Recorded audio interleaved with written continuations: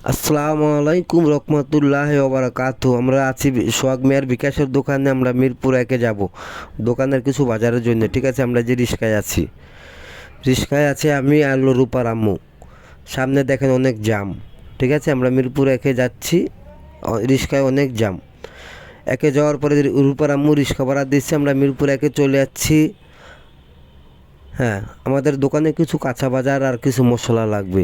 তো এই দেখেন আমরা মশলার দোকানে আছি। রূপার আম্মু যে আমার জিজ্ঞেস করলো কী লাগবো, আমি বললাম এটা লাগবো। দোকানদারে বললাম যে ভাই একটা লিস্ট করেন। দোকানদারে মাল দিতে আসে। দোকানে মাল দেওয়ার পরে কিছু ওয়ান টাইম বাটি লাগবে, পেপার লাগবে, পলি লাগবে। হ্যাঁ, আমরা যে ওয়ান টাইম দোকানে যাচ্ছি এলো বাটির লেগা। ও হালিম পার্সেলের বাটি, ওয়ান টাইম, হ্যাঁ, পলি, ওয়ালপেপার প্লেটের উপরে দিব, এই কারণে। তখন রূপার আম্মু আমার বললো এত কিছু দরকার কি? আমি কি, হ্যাঁ, দোকানে অনেক কিছু লাগবে। তখন আমরা এই দোকান থেকে 1050 টাকার বাজার করলাম। এই যে রূপার আম্মুর কাছে টাকা ছিল, উনি টাকা দিতে গেছে। যাওয়ার পরে আমাদের এই যে এটা হলো আমার চার দোকানের ওয়ান টাইম। চার দোকানের কাপ, ওয়ান টাইম কাপ নিলাম, পেপার নিলাম, পলি নিলাম, কস্টিপ নিলাম।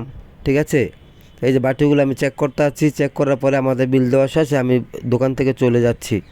যে দোকানে মশলা, কিন্তু ওই দোকানে মশলার সামনে যাচ্ছি। কিন্তু এতটুকু ভিডিওর আল্লাহ হাফেজ, সবাই ভালো।